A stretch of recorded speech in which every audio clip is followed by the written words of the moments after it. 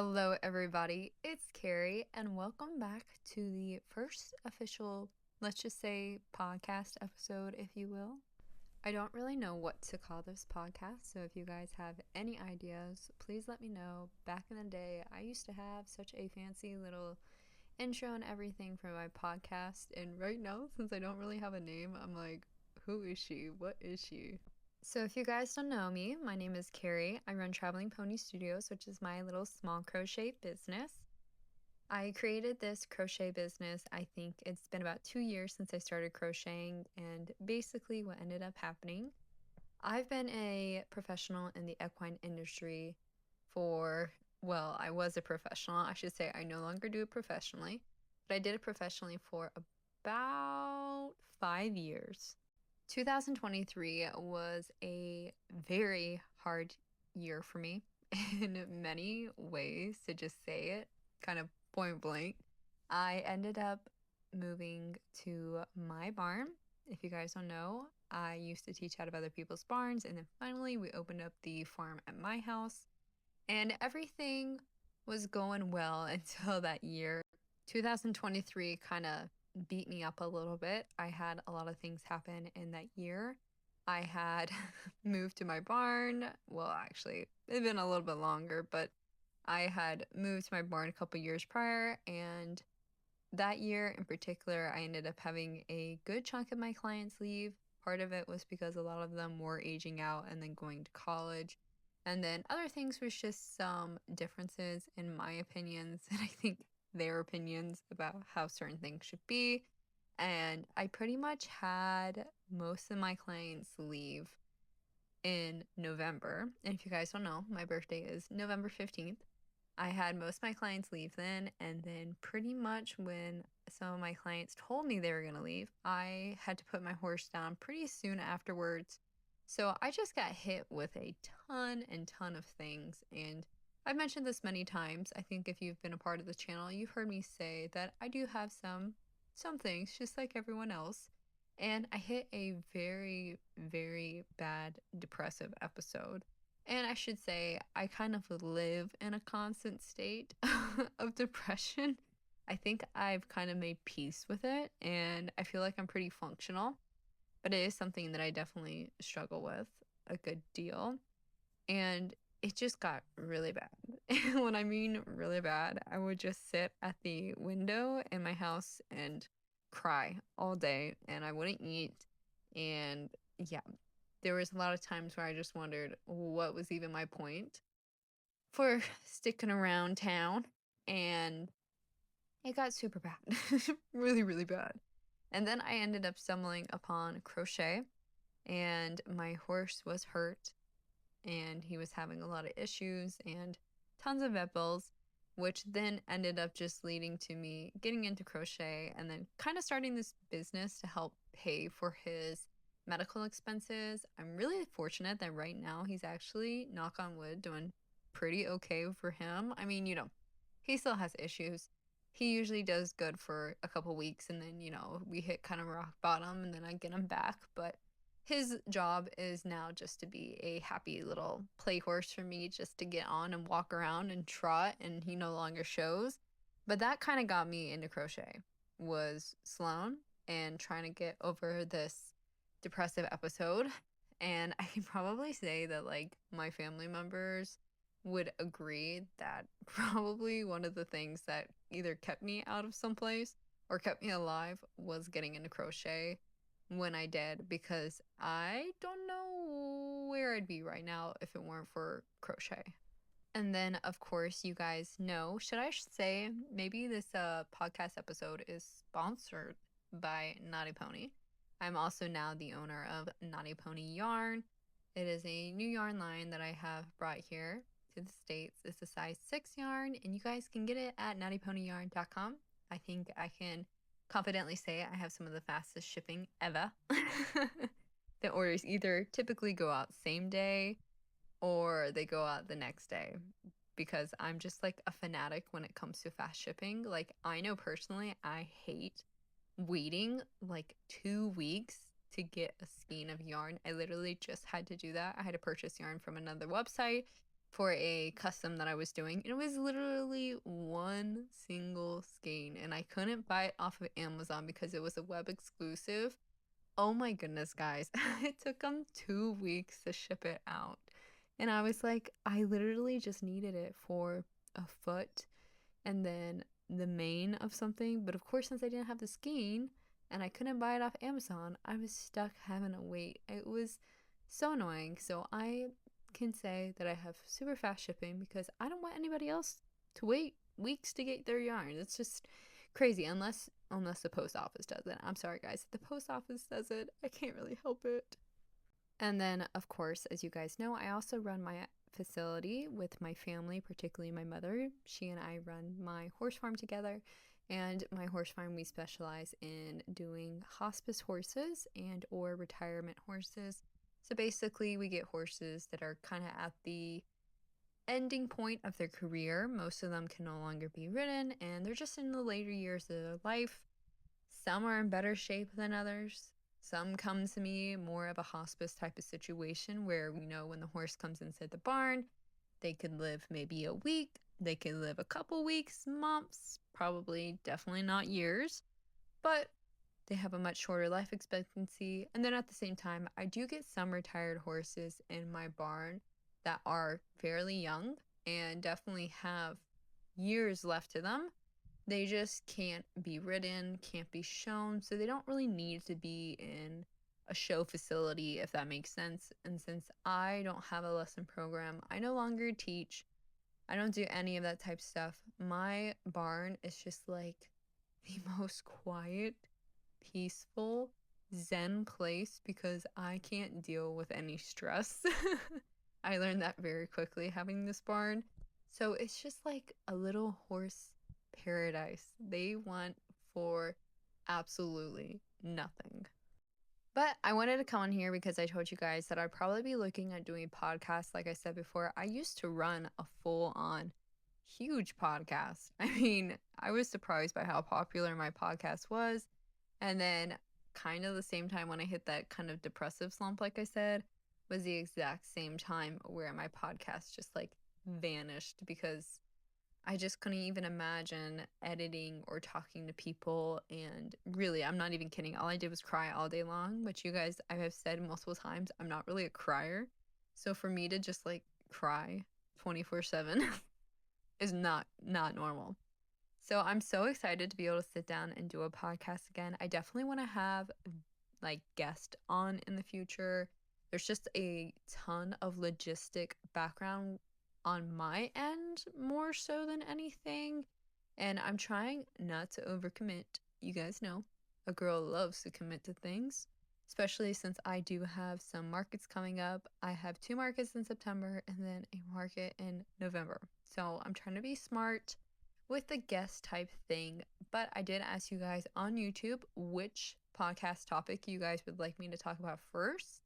And it was between selling crochet items in stores or picking like appropriate crochet markets for your items and everything. So I'm definitely going to still do that topic because I feel like it's something that would be really beneficial for people. I have pretty much cracked the code on how to find markets around me that are suitable, especially since I can probably say I've gotten it to the point where consistently every single market I'm typically making over 1K, sometimes more into the 2, 3, 4K range. But I do really 100% believe like that has so much to do with markets and knowing the markets you choose, all that type of stuff. So I've kind of like figured out a good system of finding markets. So I definitely still want to do that video.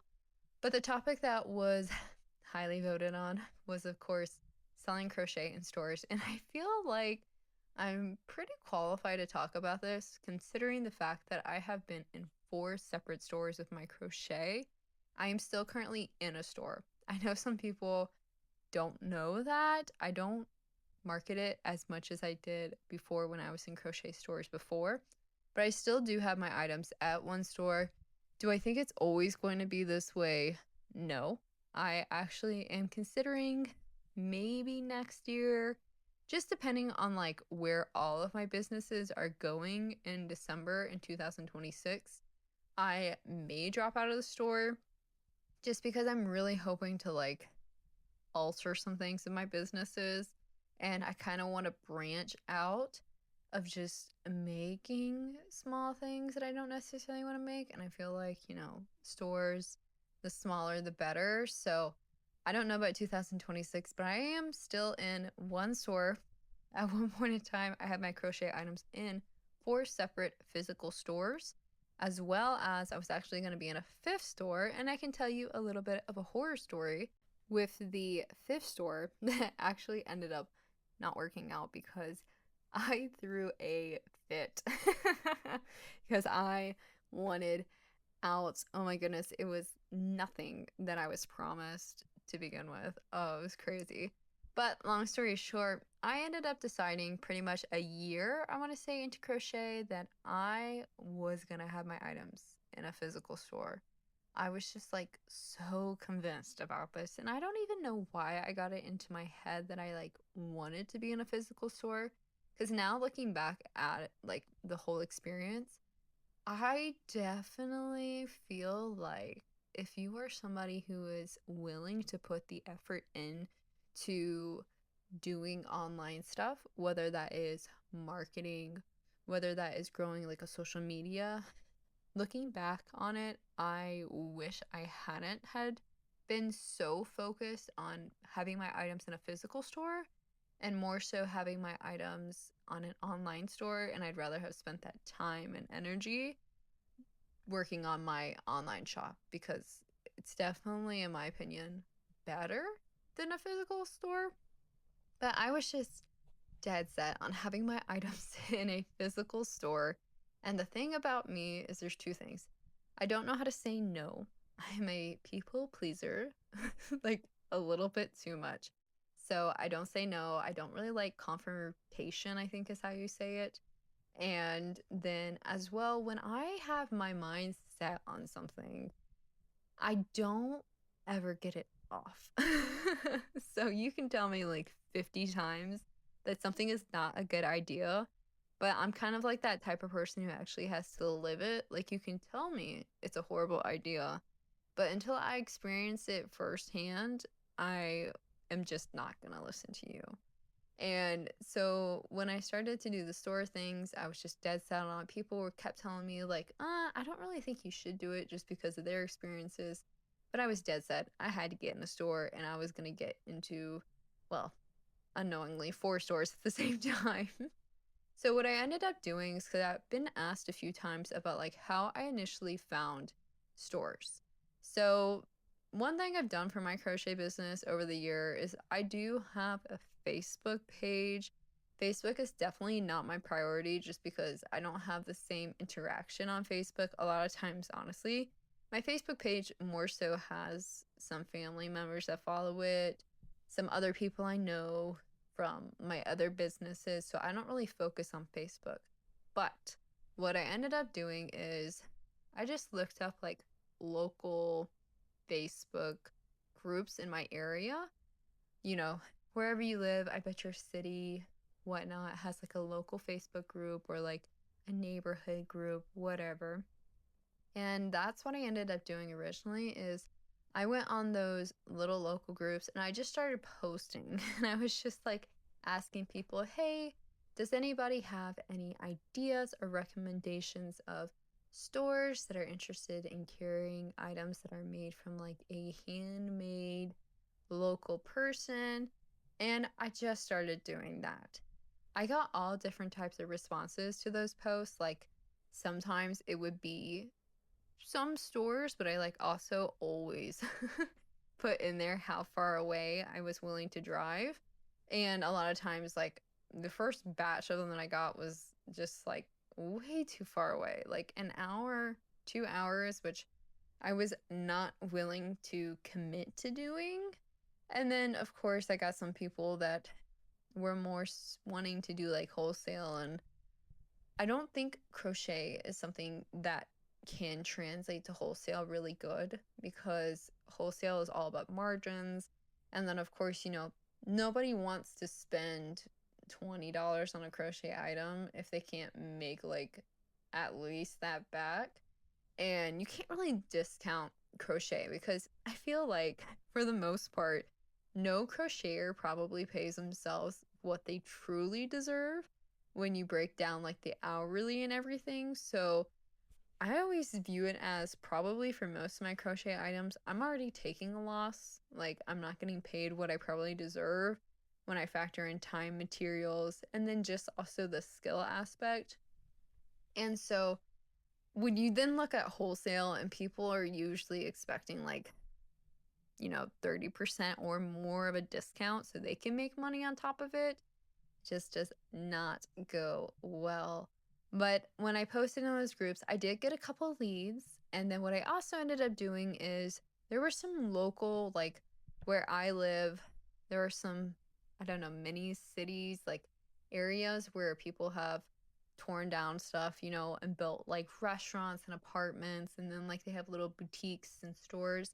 So what I ended up doing is like the places that I knew that were close to me, I literally messaged every single store in the area and was just like, hey, I gave them a little backstory on myself. I gave them backstory on my business. I attached photos of my crochet work and I just sent it to every boutique I could find. I had a lot of boutiques that were like, no, we only do wholesale, which was fine. Like I said, it definitely makes sense from like a business perspective to do wholesale because you can make so much more off of it. And funnily enough, the one store that I'm still in today was one of those stores that I had contacted through email, but I feel like I didn't get as much email responses as I had thought. But Facebook was definitely the way to go. I got a lot of good leads, and then I ended up following up on a lot of them. So basically, the first place I went to was a smaller type of place. I should have known all of the red flags when I went to view this place. One thing you might not think about that is probably the most important factor is location. You have to think about location. And if you go out to view someplace, or if you go out to look at someplace and the traffic is low, or you can just tell it is not the area that's going to be interested in your items or other handmade items, trust your gut. Like, I went to view this place, and first of all, it was kind of like almost a rug light fixture place that did have a ton of local artists, but they didn't necessarily advertise themselves as kind of this like maker's place. It was definitely advertised more towards the rug light fixture side of things.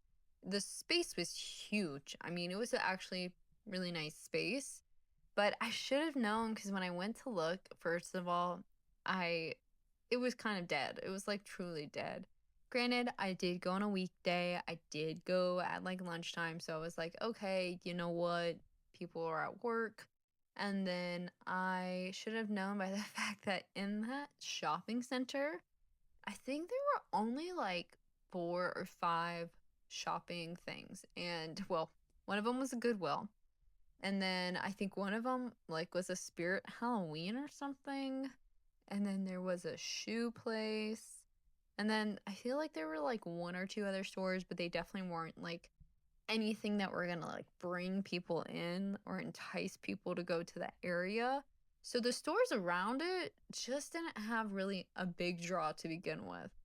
But I was so jaded by this idea of having my items in a store, and I could come up with 20 excuses as to why the foot traffic wasn't good, or I was like, well, it's so close to like all of these places, like it's not gonna affect it that much. Hold up, it will.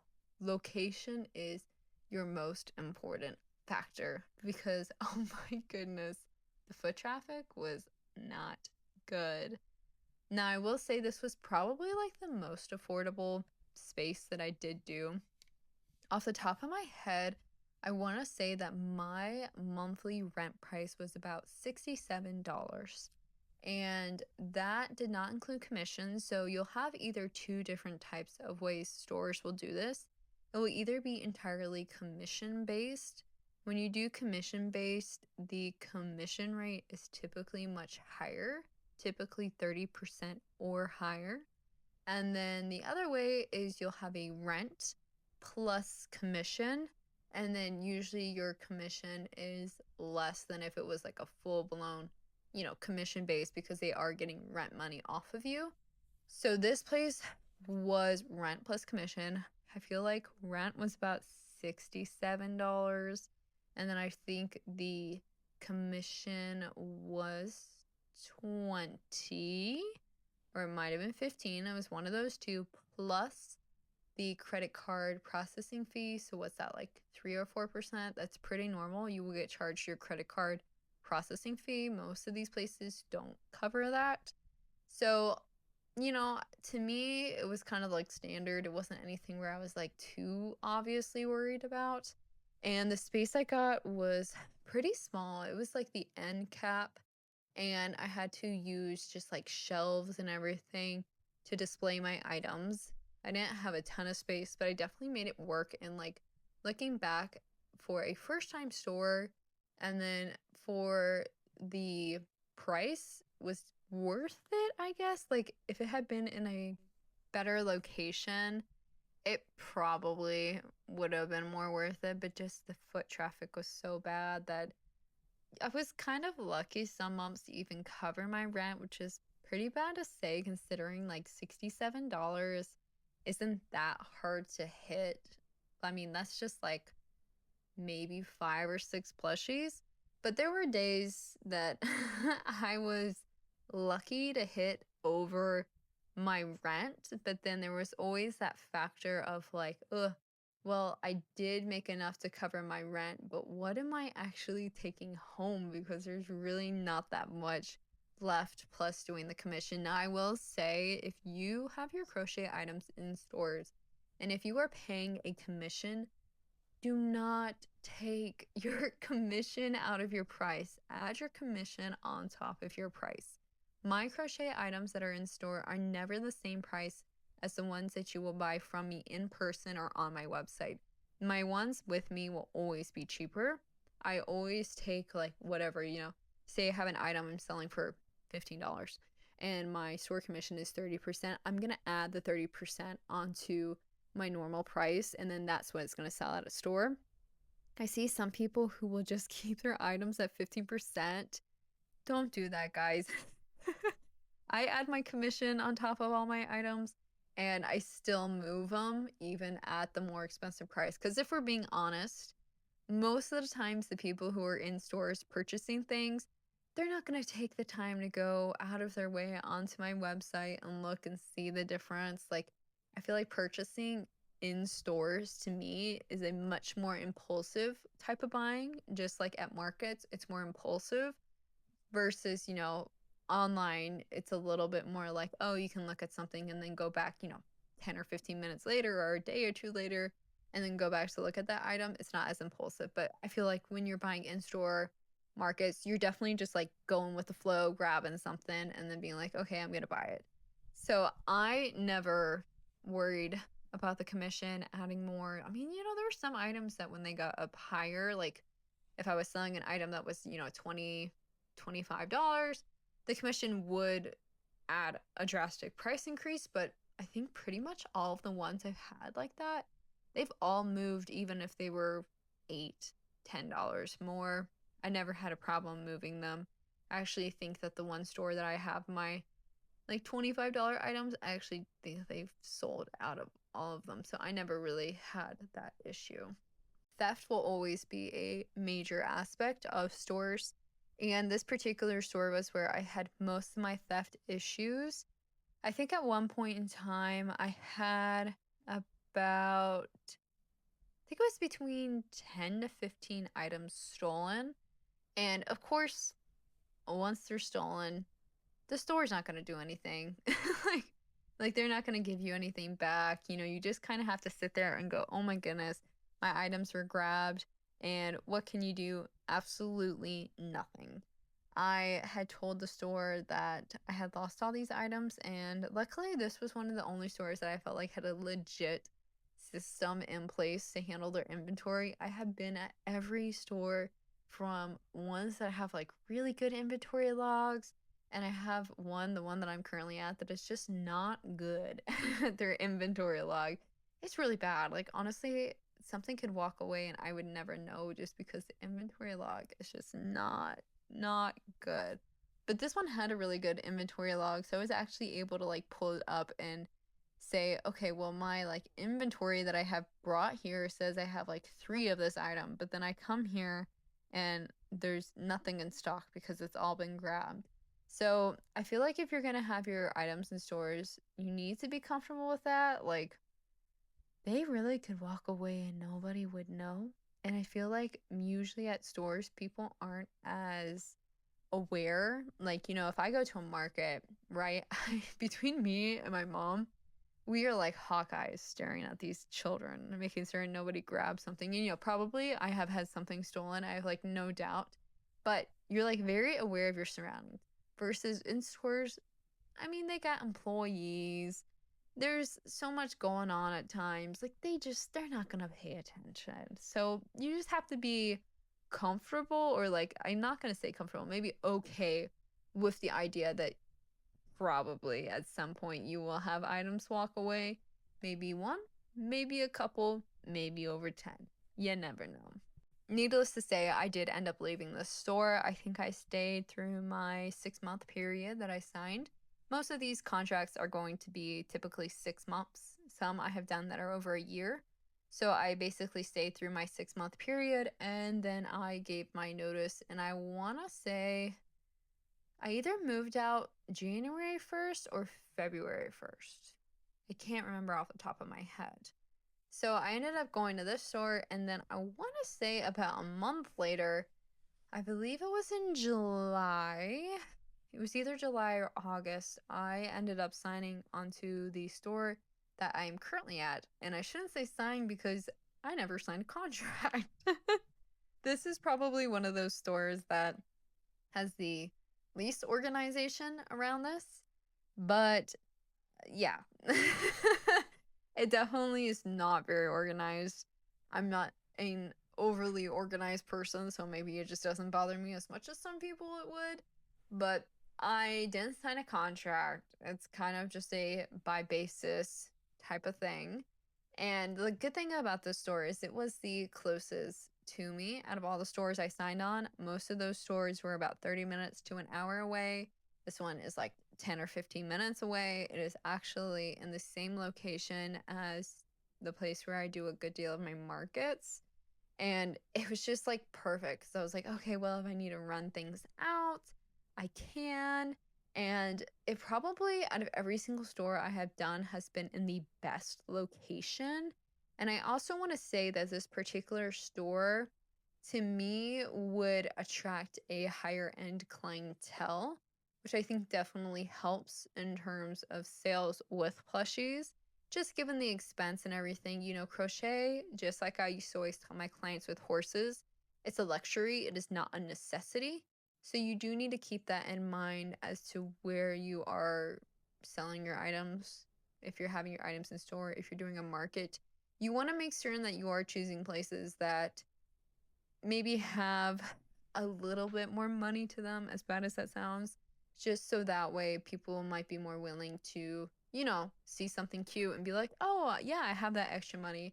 Versus I personally wouldn't necessarily, like, in my area, I'm of course in Georgia and I am north of Atlanta, versus if I was like in the south and really, really south, back where I used to have my property past like south of Perry, like the demographic is just completely different. Nobody would ever buy a plushie. I would never be able to sell my items for probably what I sell them here, just because they're two different demographics.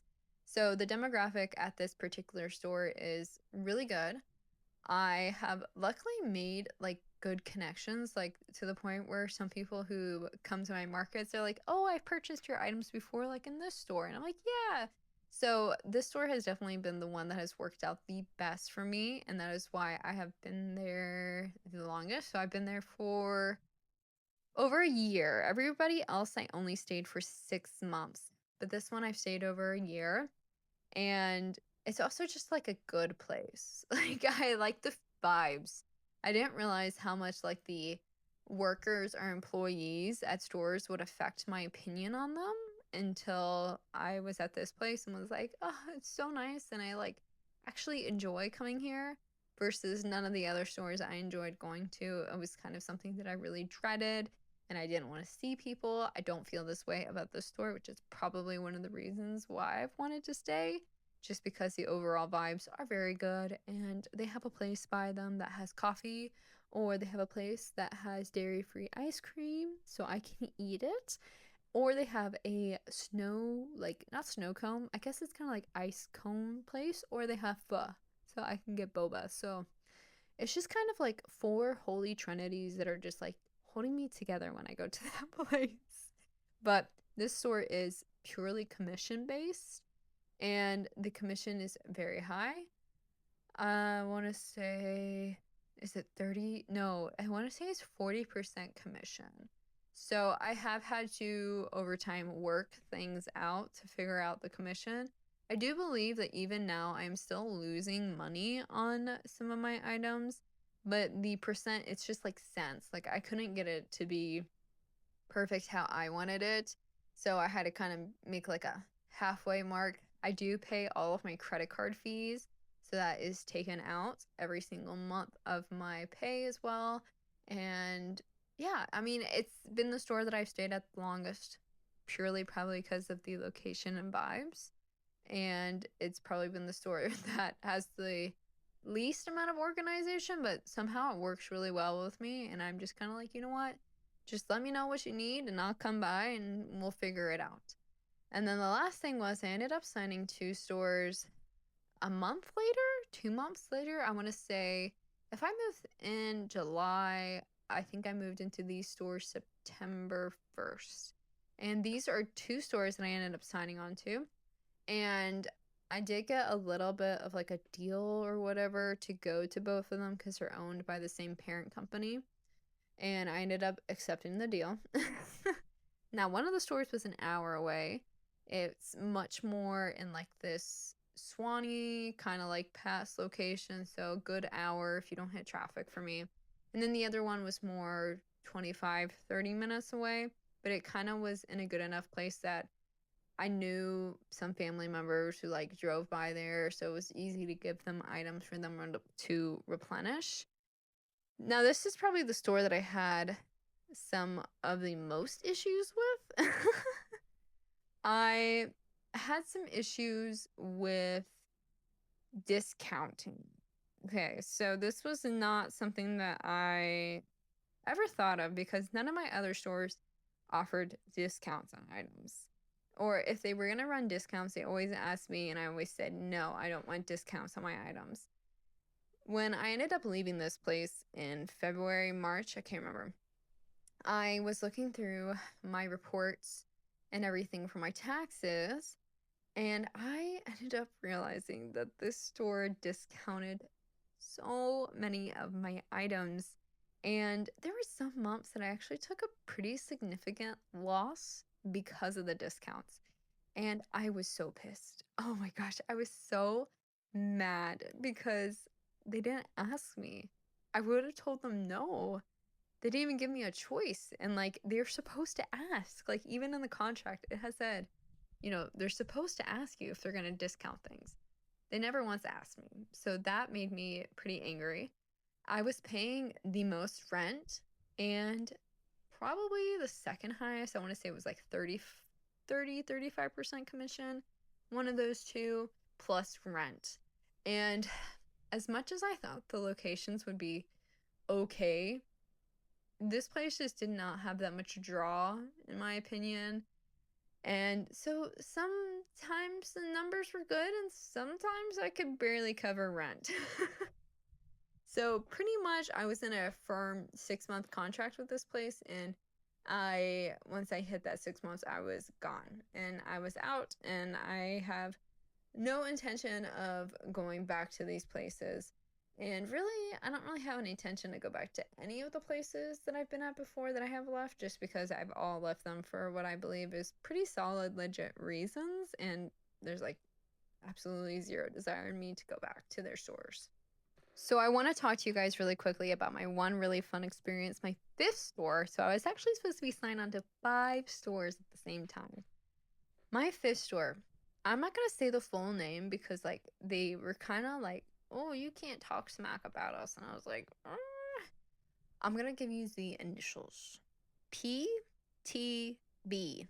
Okay, should not be that hard. They're a chain organization and they have stores all over the place. And the whole purpose of them is to be like a small business, handmade store that you come in and you rent a space and you do the commission. Da da da da da da da. So I had gone to one of the stores and had gone to look, and I went there, and pretty much right away there was so much crochet Temu stuff like everywhere. Like I don't even know if these people were even paying attention because like literally the items said like made in China. I was like, oh my goodness, you have crochet Temu crap everywhere. So I went to the store, talked to them, I talked to the person, and everything had seemed fine because I was like, I'm not really comfortable being here. And they're like, oh, we didn't even know that this is like Temu stuff. We'll get it removed, da da da da da. After talking to them, I was like, okay, well, if this stuff is going to get removed, I'll sign. They said, yes. I signed. Luckily, I think it was like a week before I was supposed to move in. I went to the store again to look at the spot to just figure out some measurements, and I saw La Crochet Temu was there, shining in her beauty. Same spot, which was going to be identically, like literally right in front of my spot. And I was like, you have got to be kidding me. And I went full blown Karen mode. I think I ended up texting like the HR girl, and I just went ballistic because I was like, I never would have signed if I hadn't been promised that these changes would have been made, and da da da da da. And like, I'm just like, I'm breaking my contract. And literally, the contract was like signing something on the online that had like 5 lines, and then the person was like, oh, you can't break the contract because you signed it and it says you can't. I was like, oh, bet, let me pull it up. Your contract says nothing about me breaking it. And I mean, I messaged them every single day. I phone called them too and was like, I am not going to your stupid store. Like, I don't care if you don't pay me back. Like, I was not expecting my money back. It's like, I just am not going to show up and you can't charge me. And still, they were like, okay, you can't break the contract. And I have a family member who's a lawyer. And I was like, well, guess what? I'll get her involved. Well, everything got resolved very quickly. And I never moved in. But I see a lot of people talk about this, like PTB place. Don't go there. Don't go there. They do not care about handmade people. They will have lots of people who buy things from Temu or AliExpress, sell their items there. And if you're wanting to sell handmade crocheted items, you need to find a store that is more of a small business that has other artists or whatever in it, because people are going to go out of their way to go to stores like that. That place was just like, I don't know, it's where dreams and hopes went to die. So that has basically been my 5 experiences with stores.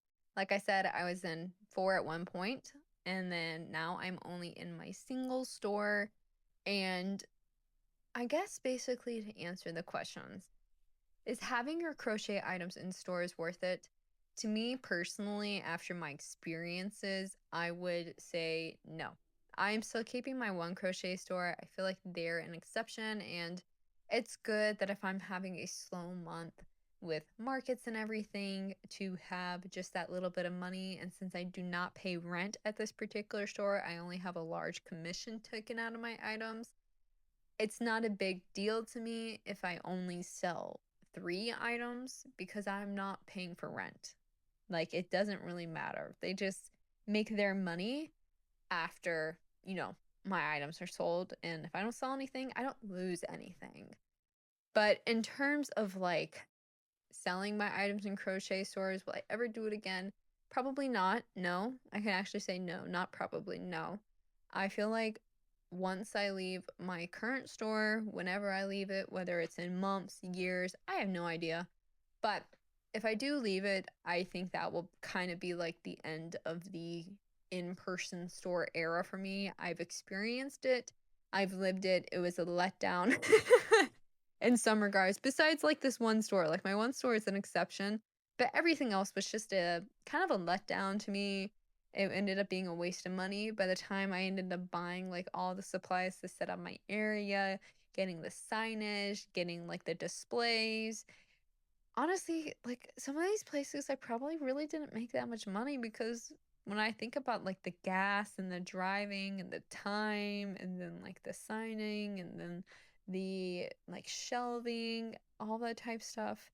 Yeah, no, this kind of like I probably really didn't make that much and it was a lot of stress for me having all these stores and also doing markets and then the driving aspect because nothing was super close and I was always having to figure out my schedule with riding and the environment just really wasn't something that I was necessarily interested in for many of these stores. And like I said earlier, if you want to sell your crochet items, I highly, highly, highly recommend putting your time into your social medias, putting your time into your marketing. That is going to have a way, way bigger outreach than in-person stores ever will. In-person stores are going to only hit a certain demographic in your area versus focusing on your online presence. I mean, you can literally reach everybody. I can't believe how many people I have messaged me or contact me that like live in like Brazil and France and like all these places that I can only like I never even dreamed that people would know me from there, but they do, but that's because of my online presence. That isn't because of in person. Like my in-person people, I'm going to meet the people who maybe live like right by me. But, you know, I mean, why would I want to only reach couple hundred people when I could be reaching thousands or millions of people? It really makes more sense to me. Like if I was starting out again, I would have never done the in-person stores. I would have kept that inventory for my own markets, or I would have spent that time doing more of my online marketing, all of that type fun stuff. I always tell people don't overdo your online marketing. I have gained so many subscribers, whether it's on TikTok, I think I'm almost at 2,000 over there, here on YouTube, just by making like short, minute long, short videos where I just come in here in my pajamas and sit in front of the camera for like a minute and a half or something. I have CapCut Pro that I put the captions on, and I have had so much traction just by doing small things like that where I have probably made more orders on my online store this year for plushies than I did in what 2 years like doing it. So and that was just like in 4 months. I think I've had like 30 plushie sales online for my own personal website, so not even like an Etsy or anything, just my own website that I've been driving traffic to. Like I pretty much have between 20 to 50 people on my website every single day, and I'd much rather spend my energy and efforts developing my own brand and having people go to my own website opposed to spending my efforts and having my items somewhere else that isn't really tied directly to me. Like people might buy a crochet plushie from a store, but when they think of that crochet plushie, they're not going to think of me. They're going to think of the place that they purchased that plushie. Versus I would rather they just be like, oh, I bought this plushie and I know it comes from Traveling Pony Studios. Not like, oh, I bought this plushie and I bought it at this store. Ultimately, that's my opinions on the matter. Is it worth it? Not to me personally. I would not do it again probably. But that can be different for other people. I know some people who love to have their items in stores. Personally, it's just not for me anymore. But I hope you guys enjoyed my first podcast episode, hearing me ramble, which is my specialty, guys. You know, a girl can ramble and not shut up. But if you guys have any other topics you want to hear me talk about or anything like that, please let me know. I'd love to try and do a little bit more, because it's also nice that I don't have to be in front of a camera worrying about if I look like a goblin. I can just look like a goblin and be pretty content with life. But I hope you guys enjoyed this podcast episode, and if you have not already, make sure to check out Knotty Pony Yarn, and I will see you guys in whatever's next. Bye!